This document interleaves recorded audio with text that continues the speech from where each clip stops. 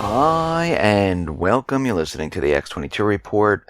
My name is Dave, and this is episode 1028B, and today's date is July 21st, 2016, and the title of the episode is U.S. Turning Up the Heat All Around the World to Get World War III Started.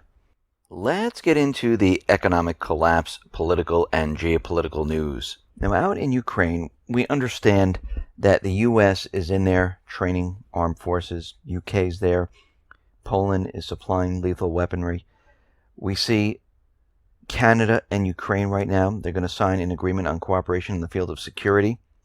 They're going to be doing this very soon. We're also hearing reports that the fighting on the contact line is increasing. It's escalating right now. And Kiev is out there reporting that the southeastern section, they've started bombing their troops. Well, what really happened was the Kiev forces started to hit the southeastern areas, and they're retaliating against the Kiev forces.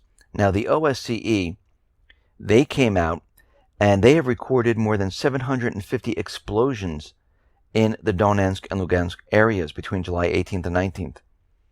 The mission said it had noted an increase in ceasefire violations from the Ukrainian government. The mission added it had observed 8 multiple rocket launchers, a towed howitzer, and 2 self-propelled howitzers in the government-controlled areas in violation of the withdrawal lines. So what we're starting to see could be the beginning stages of this offensive from Ukraine. It looks like they've been probing the areas on the line, looking for weak spots, trying to move their forces closer and closer. They're bringing more military assets to the front here. And we know that they're not going to complete the Minsk II ceasefire agreement whatsoever. Now, out in Libya, we understand the French, UK, the US, they all have troops inside Italy. They all have troops inside of Libya. Now, the Libya's UN Unity government, they came out and said, listen, the French troops shouldn't be here. They weren't invited in. And if they want to be here, they need to get permission from us. Now, we know that they knew that they were in there already. The Unity government understood the US, the UK, Egypt, Italy. They put them in power. What happened was the French soldiers were killed. It was reported. And it was out there that they're in the country. So now they need to come up with something to say, hey, first get our permission. So France and all the other countries will ask permission, and they'll say, okay, this is what they've been waiting for. We knew once the Libyan Unity government got into power, all these countries were waiting for the Unity government to grant them permission to come into the country. Now remember, this government was not elected by the people. It was put in there by governments who said this is going to be your new government. And the people are still in there saying we don't want this. Now, out in Iraq, John Kerry is out there talking it up, saying that ISIS is on the run. We've able to shift the momentum of the Islamic State, and we have some success there. Now, as we know, the Iraqi forces, they actually were the ones who fought the Islamic State, drove them out. Whenever the U.S. got involved, things didn't go well for the Iraqi forces. And the U.S. continually tries to convince the world that the Iraqi forces, they need the U.S. in there to help them. But realistically, what the U.S. really wants is they want to keep control of Iraq. We understand the people of Iraq, well, they've been protesting. They want the puppet government out of power. And the U.S. is looking to bring in more and more soldiers into this area to maintain control.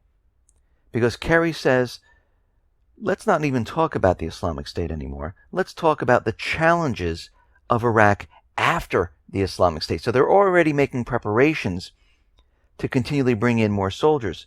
And what they're saying is they need to bring additional troops into Iraq to control and maintain the country. And remember, their end goal here is to split the Middle East up. And we're already seeing the beginning stages of this, where the U.S. has already signed deals to set up 5 military bases with the Kurds. Did they check with the Iraqi government on this? No, they did not. We see the U.S., the French, building bases in the Kurdish region of Syria. Did they check with the government of Syria on this? No, they have not. So what they're doing right now is they're making plans already to carve up the Middle East. Now, we see this coup continuing in Turkey. Erdogan is continually purging more and more government officials, judges, military individuals. And right now, Erdogan is telling the world leaders to mind your own business. Now, Turkey has implemented for 3 months a state of emergency, just like France, where it gives Erdogan even more power. And he has suspended the constitutional law and parliamentary governance for 90 days. Now, we know this will most likely be extended indefinitely. As we can see with France, all of a sudden there was this terrorist attack, which we know which really wasn't a terrorist attack, and they extended the state of emergency for 6 months. So we can see already whatever is temporary that the governments are telling us, they normally go forever. It's not temporary. So from everything that we've been looking at and everything that we've been reporting on, all the indicators of what's going on out there, we see very mixed messages on what's happening. Now, we haven't seen the actual actions, and the only actions we've seen so far from Erdogan is purging his country, asking for Gulen, and making a phone call to his Iranian counterpart. And he has a meeting with Putin on August. But his actions that we see are the purge, which is very interesting, and the state of emergency they just implemented. Assad came out, and what he is saying is that Erdogan, he is exploiting the failed coup to implement his own extremist agenda. Assad is saying he used the coup d'etat in order to implement his own agenda within Turkey, and he said that is very dangerous for Syria. And we need to watch the situation very carefully, because what we're seeing right now is that Erdogan is out there, and he is not naming the foreign countries that were involved. He's saying there were different countries that were involved in this coup. He did name the United States right off the bat. He also said that Egypt, al-Sisi, was a coup plotter. So Erdogan is all over the place right now. We know that he's been blocking the WikiLeaks emails. He doesn't want people to see that, which is very suspicious in itself, because it explains who did the coup. We know that WikiLeaks is being cyber attacked, so that information doesn't get out there. And what we're seeing right now is that Turkey, the Turkish Prime Minister, Binali Yıldırım, he has very mixed messages right now. Because in one hand, he's saying that his country would like to have the desire to improve its relations with Syria. And on the other hand, when he's talking to the Western media, he stressed that Assad must go. So they're playing both sides at the same exact time. So we see that it looks like that Erdogan is cleaning up everything that has to do with the Islamic State. We know that he supported them, he funded them, he bought their oil, he was caught, and we see he's purging everything that had to do with that whole entire time. We see the U.S. doing the same thing in Syria and Iraq. We see the Islamic State is really on the run. They're losing their territory, their grip, their hold. And the proxy army of the United States government, central bankers in Turkey, it's falling apart. And this, to me, still seems that this is still part of a theatrical, chaos, organized, covert operation to bring this to the next level. Because the time period that this is all happening is very suspicious. Now, while we see this coup happening in Turkey, completely creating this chaos and a mess in this region, we see the U.S., they're giving the Islamic State 48 hours to leave Manbij, and we have to wonder why. Aren't these terrorists? Isn't this the entire mission of the U.S.? But what we're seeing is they're allowing the Islamic State to leave the city with light weapons without a fight. Now, it reminds me when the U.S. was going to bomb the oil rigs and they threw down flyers to let the drivers escape before they bombed the area. Because you have to remember, those terrorists, they're bought and paid for by the U.S. government central bankers. And they like to keep them because you have to remember the moderate rebels, they morph into Al-Qaeda, into Al-Nusra, into the Islamic State, back into the moderate rebels. Whatever they need, they have them do it.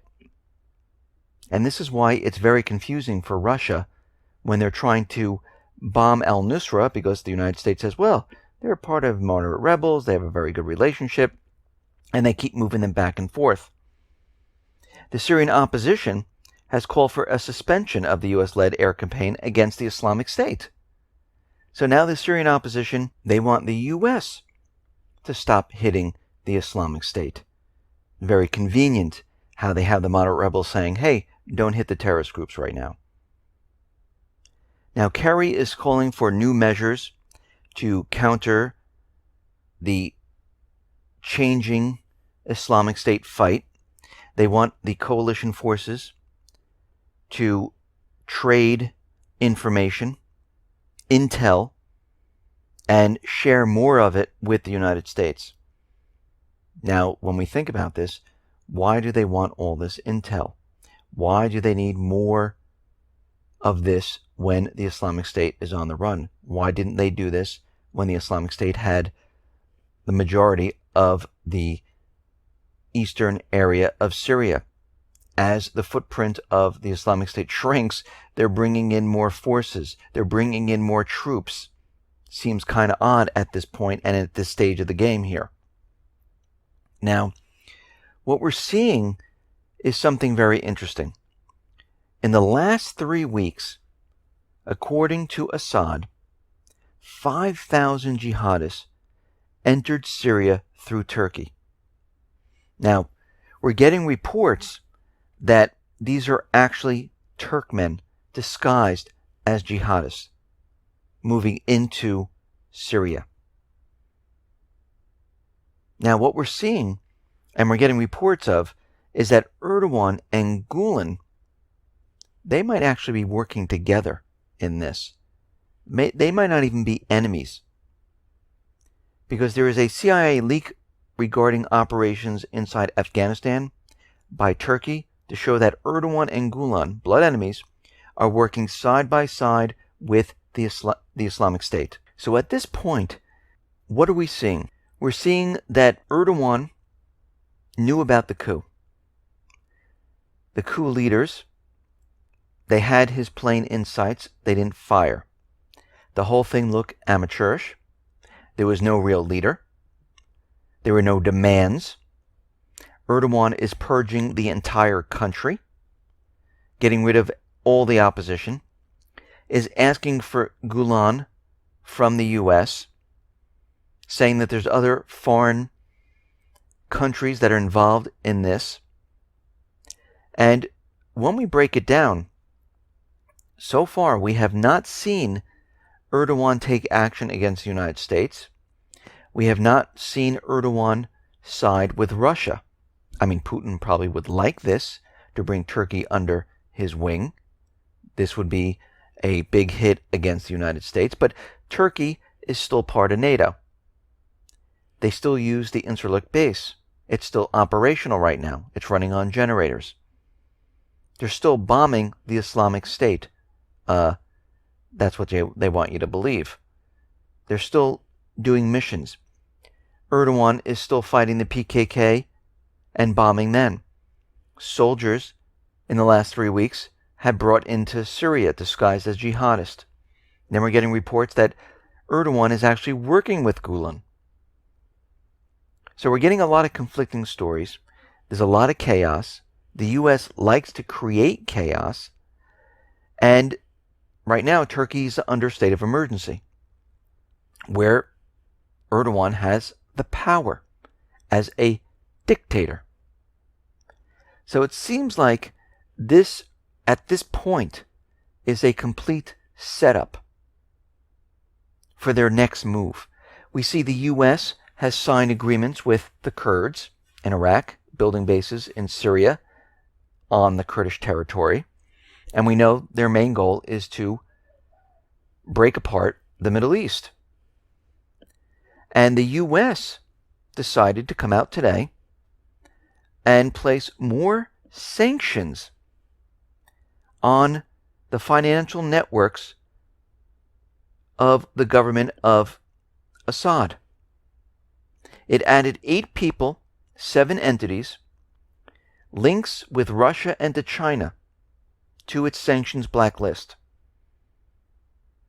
So we're still continually looking at the actions of Erdogan.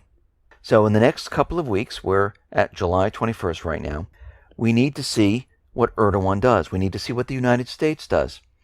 Because the United States right now, they're building a lot in the Kurd region. They're bringing more troops into Iraq. Supplies and military assets are being flown in to those bases in Syria.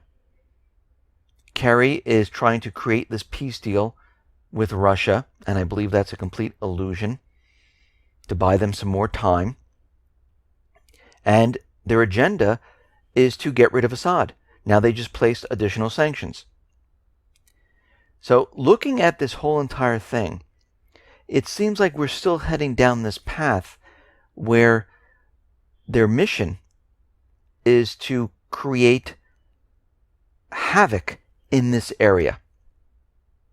And this is something that we need to watch very carefully, because we understand that the U.S. has no alternative at this point.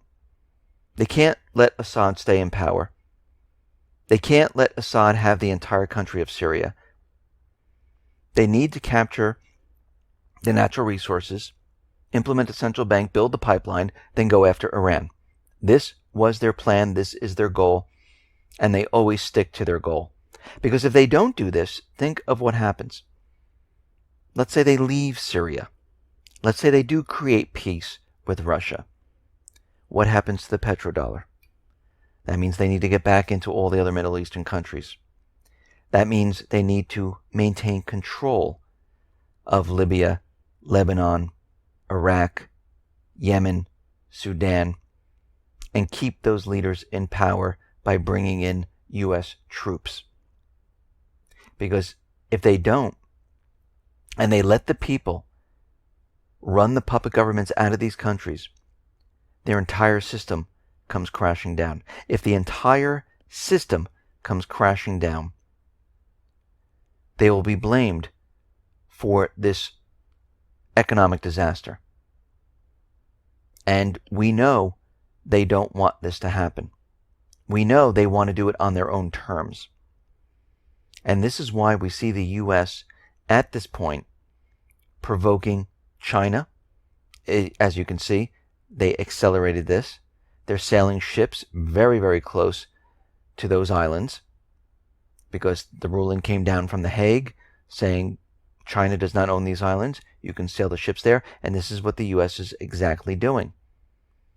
We can see out in Ukraine, the offensive there is starting to pick up right now.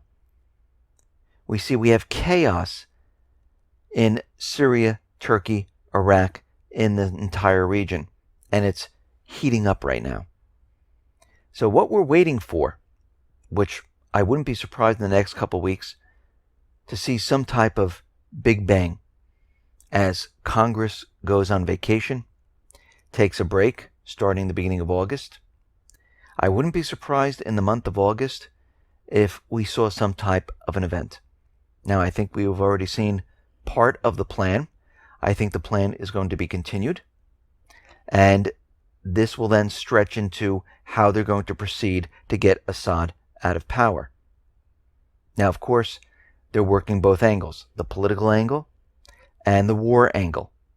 We're going to see how they go about doing this. But we can see from all the indicators that we've been looking at that we are progressing in this direction where something is about to happen. And this is what we need to watch. And I wouldn't be surprised if we see more false flags throughout Europe, because they've been giving those warnings that the Islamic State's on the run, and they're going to have more false flags. And we can see the false flags that have been happening, they're really not tied to any type of terrorist action. They're just using this as propaganda. But don't worry, they do have the main event.